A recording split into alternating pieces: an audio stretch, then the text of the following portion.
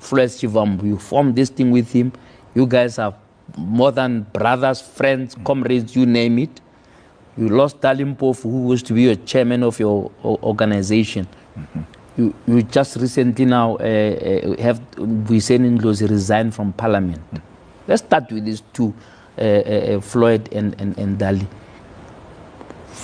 Be frank with me about what gap that has left in the EFF. What is the impact of the departure of people who are literally co-founders with you in a movement like the EFF? They have no impact whatsoever. Nothing. They don't even have a constituency. No. Did you see that NPA? Did you feel any vacuum? You were there. Did you feel like there's something missing because so and so is not here? This animal is bigger than individuals. They have no impact. What impact will Dalimpofu have? All right, let's put it this way.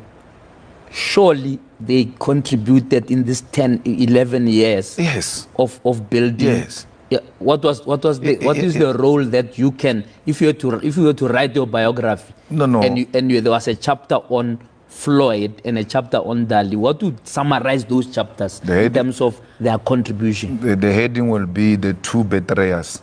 That will be the heading of the chapter, and that's what I will contribute in that book. The ideas in the EFF are a collective ideas. That anyone, I mean, we came up with this idea of forming the EFF. Yeah. So what? It is insignificant who formed it, who came with the idea and all of that.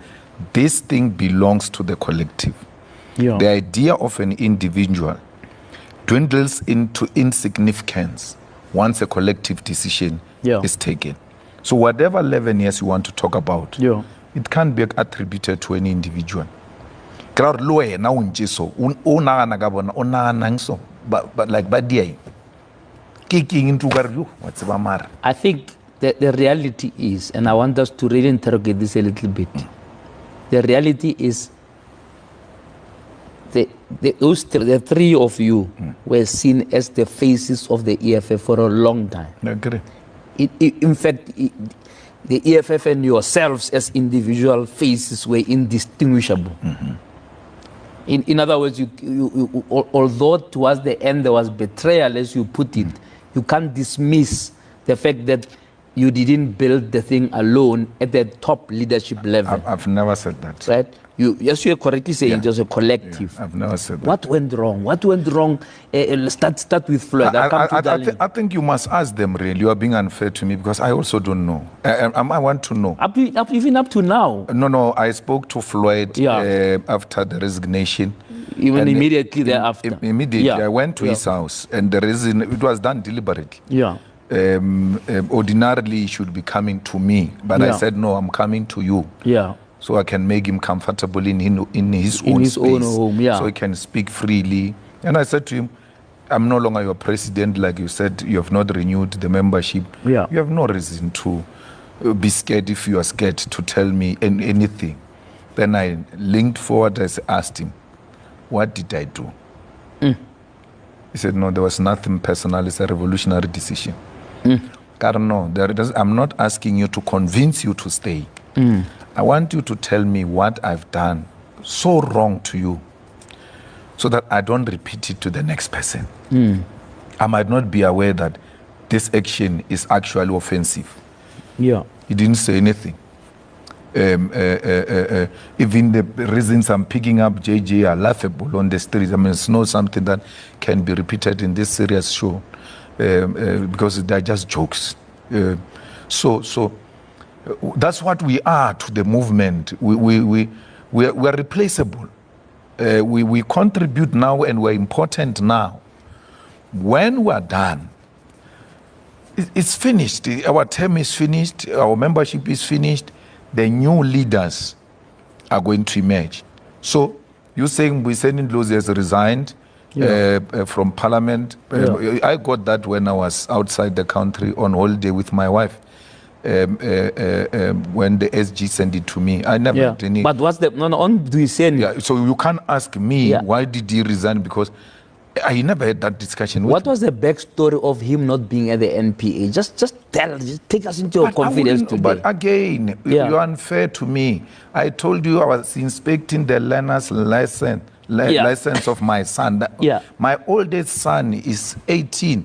That's what I'm responsible for, about whereabouts. Yesterday when he passed matric, he said they are going to Kilimanjaro or Manjaro, what in Soweto there. God, I'm going with you.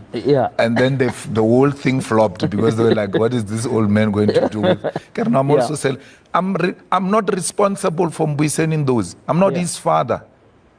Not his father. Where he was, what was he doing? On this one, I don't know. On this one, I think you're obfuscating because surely with the kind of organization you are running a tight ship. Let's be frank. You are not running a Mickey Mouse thing. This is a massive organization with 1 million members. Right?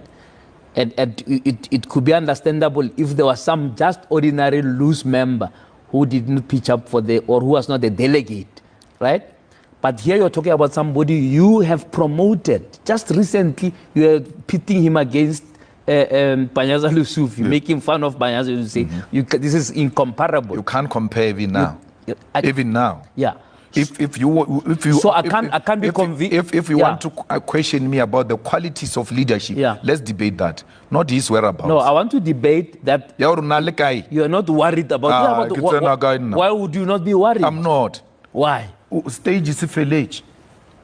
Usiboni stage zelo stage ukara sa UN usiboni ka NPA se village dilo dilimo. So you're not worried that he didn't know where he was. The leadership of the EFF, which was supposed to be there, was there. So why must I worry? So he wasn't told not to come to the NPA? No, there's no such a communication. He just voluntarily didn't come. So we need to ask him. You ask him. I don't know. Ask him. No idea even now. No, I'm not even interested. But you have a good relationship with him. No. You don't? No, it ended at that time. We were members. Was he a victim of Floyd leaving? Let me ask it that way. Ask him if he's a victim. How do I say someone is a victim? I don't know if he's a victim. I never spoke to Mbuyiseni Ndlozi before the NPA. I never spoke to Mbuyiseni Ndlozi after the NPA. So I don't know his mind as to how is he thinking on this matter. Are you irritated by the fact that there's a narrative that persists that you are, like other leaders in our political spectrum, a big man, right? Holomisa has been there for 20 years, I think. Butele is, okay, let me not talk ill of the dead, but Butele was there until, the last day, right? He left with the coffin. He was 90 something, 92 or something, right? And I can go into the continent, but let's not go there. Let's just talk about here that do you get irritated by being tagged that way to say it looks like EFF will always have this president and that